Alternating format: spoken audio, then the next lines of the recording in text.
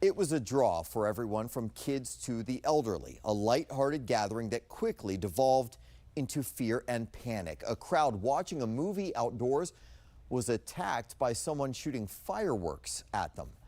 7 News' Tom Rousey is live in Noma tonight. So Tom, how is the community reacting to that incident?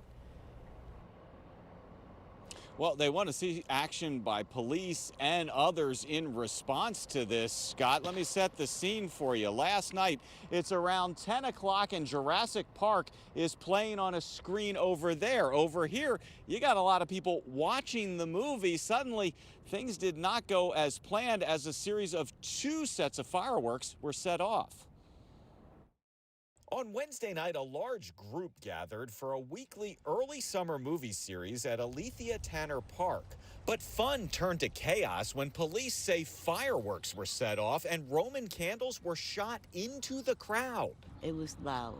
First thing you think, oh, somebody shooting. I just tried to stay calm and, you know what I'm saying, get the kids to safety. Ak Jones was there with his family. It was a good Samaritan, came out the crowd, picked the firework up, saved the day, you know, he threw it over there. I got up right away, saw where they were coming from, and I just ran over to it, grabbed it, and threw it over to the retaining wall where no one was. This man, Josh, was that good Samaritan, and he says he acted a second time not long after. He was holding it at a 45-degree angle to shoot it right into the middle of the crowd. And so before the second firework even shot out of his Roman candle, I was up running towards the street yelling. And thankfully they turned around and started running away. He was still holding the candle when the third one shot off in the opposite direction. Just turned into a really scary frenzy where everyone just started getting up, running.